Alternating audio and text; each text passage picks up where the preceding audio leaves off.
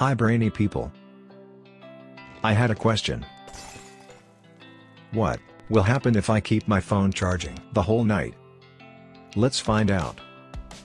Will it be dangerous? Absolutely, no. It is totally safe. Thanks to the smart chip sensor embedded in our phones.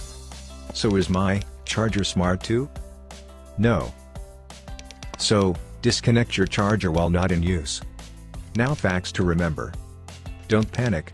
It is obvious that your phone get heat up after charging. Best time to plug in charger when it hits between 30 to 40% for iPhone user, and 10 to 15% for Android user. For better battery life, use company provided charger or data cables according to your mobile phones. If not possible, then check for the compatible voltage and current.